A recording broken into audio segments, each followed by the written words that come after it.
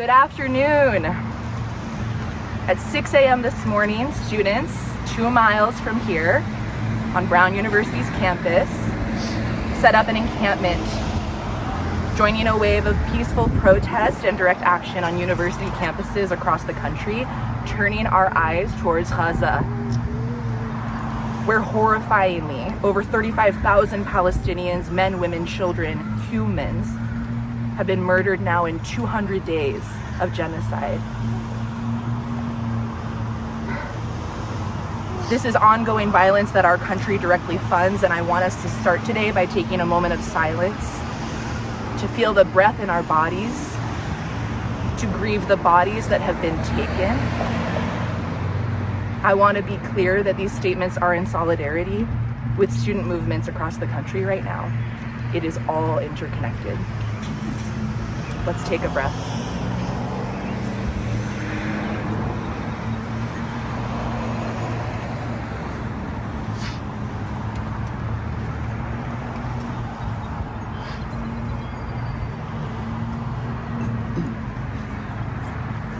Students have always been at the forefront of liberatory social movements. That's why I've worked on college campuses for my entire career. But you might not hear about this kind of political activism at Providence College, and that's largely the result of a very intentional, multi-generational attempt to silence and depoliticize this campus. Even now, there are students who want to be here, who might have a contract with the college. They may be a worker in an office or a resident assistant, and they can't be here because they were threatened with termination if they showed up at this press conference today.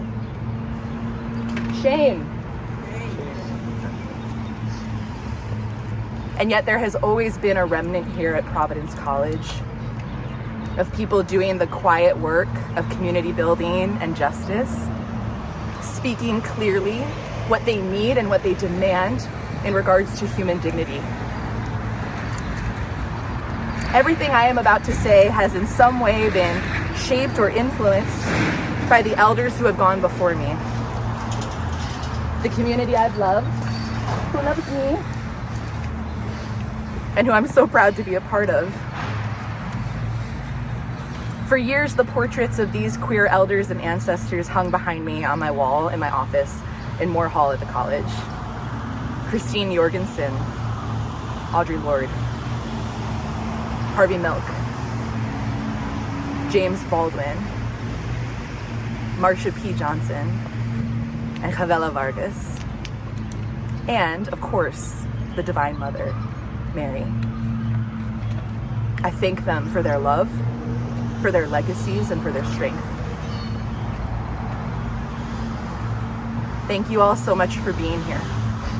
It means so much to me to see your faces, to be in your presence, and to feel your care and your support. I'm E.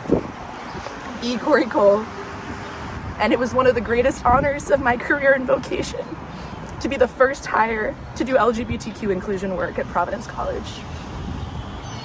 For years, I held sacred space with multi-generational and intersecting struggles for human dignity on this campus. Stories are powerful. Can you say that with me? Stories are powerful, and history is always a contested story. The stories we tell collectively are some of the most important stories that can either stoke fear or imagination. Thank you to every LGBTQ person at Providence College who entrusted me with your story. The land we are gathering on and we are in relation to today is potent. The land has its own story. We are standing on the stolen lands of the Narragansett and the Wampanoag people, the indigenous people of the Dawn Land. And there has long been a struggle between the land that remembers and the institution that purposefully obscures and forgets.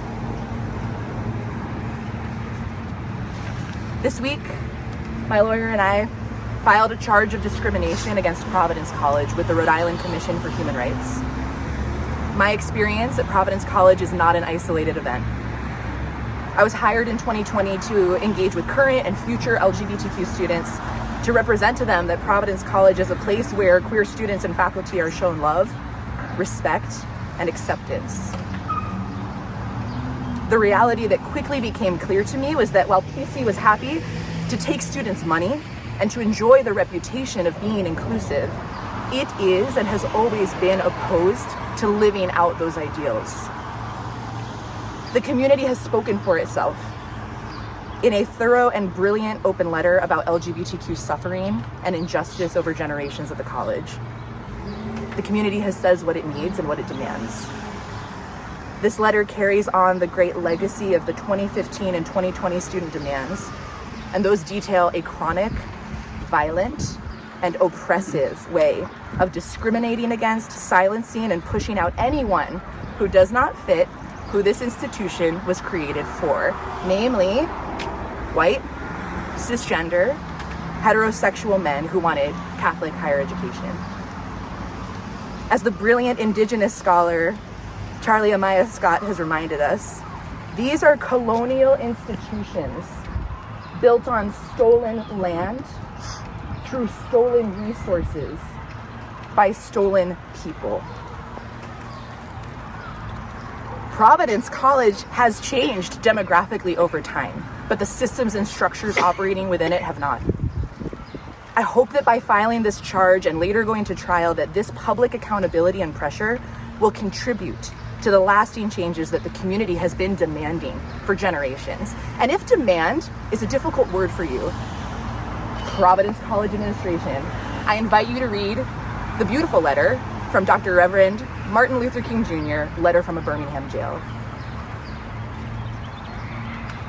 I arrived at PC having completed 12 years of campus ministry on college campuses across the region.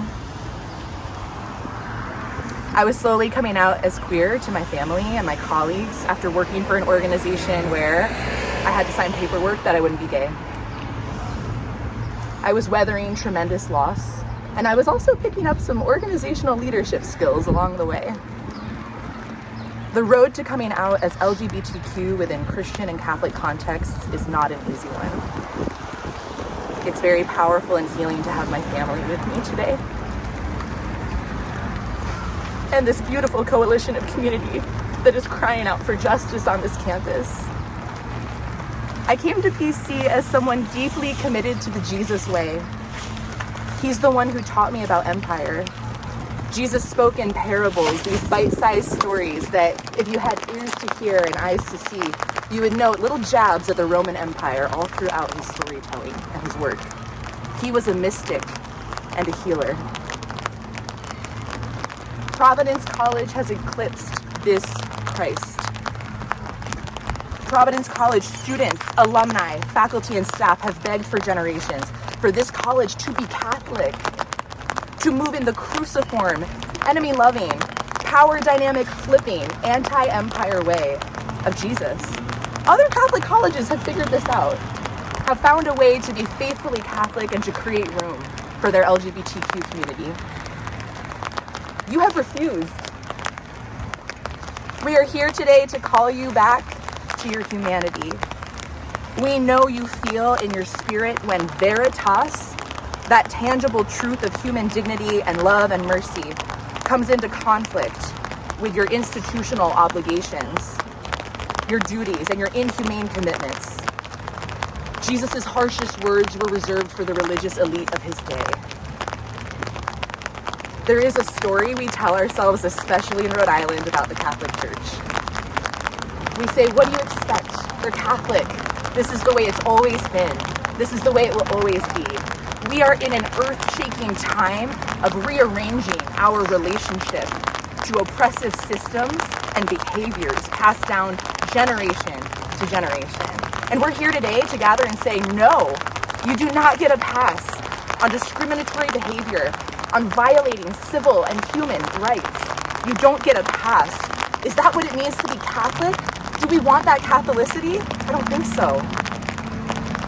And that eclipses the beautiful work that's being done within the Catholic Church, historically, by people who are faithful, who believe the good medicine that the Church has to offer.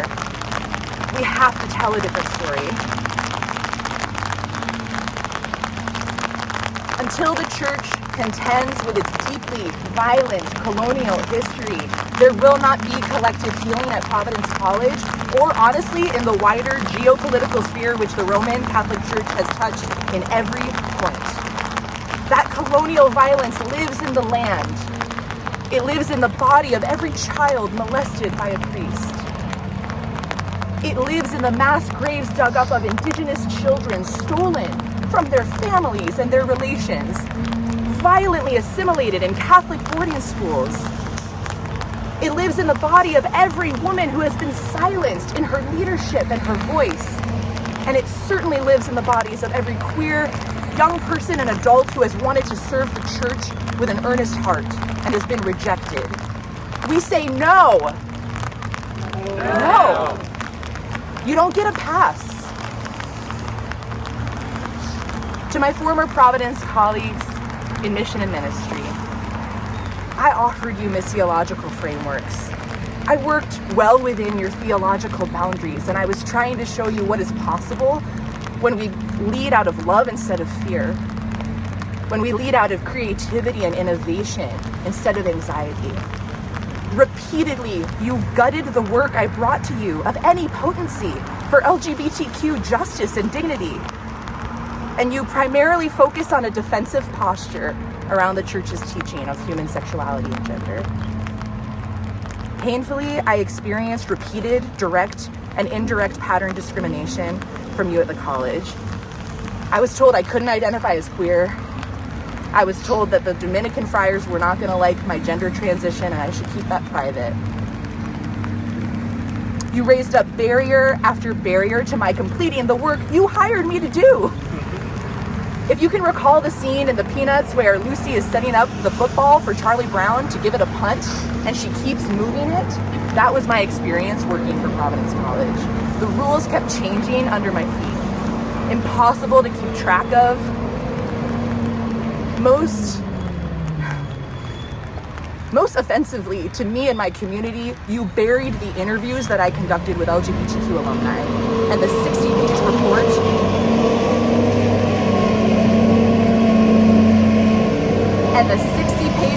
of LGBTQ experiences at the college that is packed with recommendations for systemic and cultural change. And now you wring your hands and you say you're in a lose-lose situation. I call bullshit. Bullshit. Providence College has been given multiple chances to address my complaints of discrimination. It declined to act. Filing a charge of discrimination with the Rhode Island Commission for Human Rights and the Equal Employment Opportunity Commission, it's the only remaining means to obtain justice. And although the commissions have the authority to award monetary compensation for the harm that employers have caused, I'm seeking more than that. I am seeking institutional change. PC has policies aimed at promoting diversity and inclusion. I was the DEI director.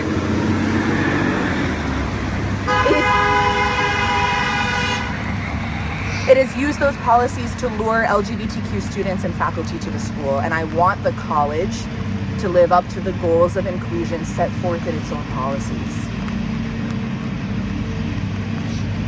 Let's take a breath, just together. Queer people will not disappear from Providence College. The research tells us quite the opposite. They deserve flourishing, not suffering and survival. Beyond the discrimination that I endured at Providence College, they have now censored a beloved local artist, Shea Riaku Rivera Rios, who also lives in the intersections of queer and indigenous Puerto Rican lineage. They have created a culture that threatens academic freedom. And they have done all of that while systematically pushing out Black faculty from this institution. Shame. Shame. We are in desperate need of collective healing. To those who have gathered today, I want you to hear me. We have so much collective power when we move together and we get organized. My lawsuit is an individual charge because it's my experience at the college. But the open letter did a brilliant way of positioning my resignation in a long history of repeated discrimination. Keep telling your story. Write it down. Tell it from generation to generation. And get organized. Think strategically about how to create the kind of world we want to live in, to create it together. Not a world where we cast a blind eye to Gaza, where we can't call genocide a genocide. Not a world where students of color on this campus need to fear for their jobs and they can't speak out publicly about things that matter to them. Not a world where LGBTQ students have no access to bathrooms that are safe for them, institutional policies that will protect them. Wake, O sleepers, your voices, your talents, they're needed now. The time is now. Father Richard Rohr reminds us that pain that is not transformed is transmitted. So whatever pathology the church will throw onto queer people, I believe is a projection. We are not a pathology. We are beautifully and deeply and wildly loved. And I want to say to every PC student, past, present, and future, who may identify as LGBTQ and whatever that means for you, God is big enough to hold all of it. I want to finish today's remarks with a poem from Asada Shakur. It was in my email signature all the years that I was at the college, and I wrote it down in my resignation on March 8th, 2024. So if you'll take a moment to just check in with your body, remember the land that you're on, I want to read you these words.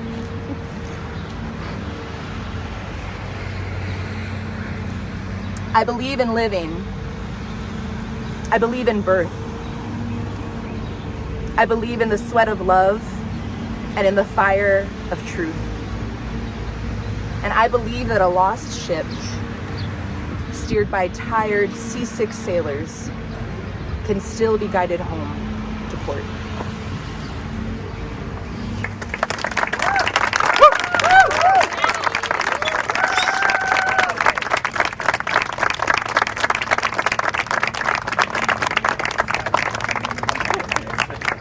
Question for Mr. Daigle, perhaps? Come on up, Joe. Can you tell us, is the commission procedures appreciably different than a judicial one? The procedure in front of the Rhode Island Commission for Human Rights and the Equal Employment Opportunity Commission is largely takes place out of the public eye.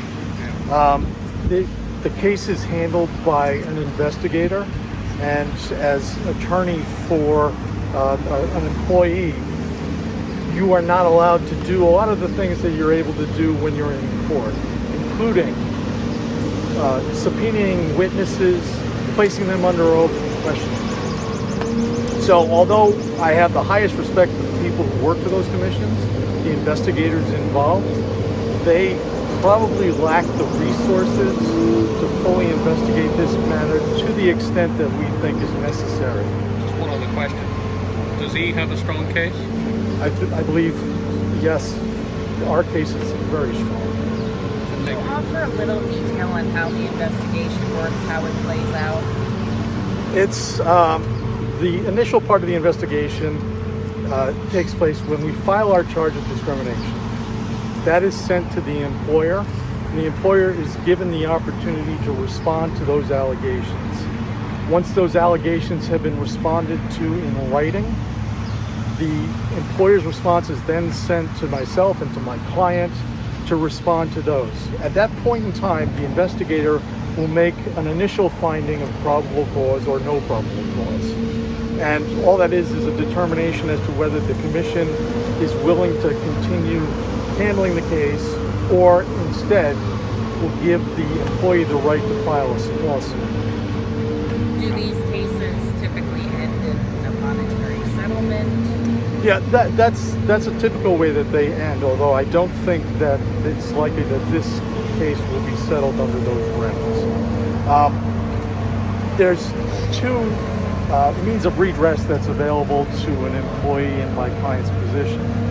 Money and decision by a court of law finding that their rights have been violated. Providence College may think that at some point in time they can get out of this by offering my client a significant amount of money.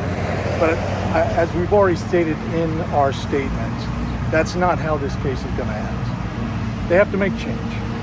So you wouldn't accept if they came to you and said, hey, here's the sum of money, can we end this?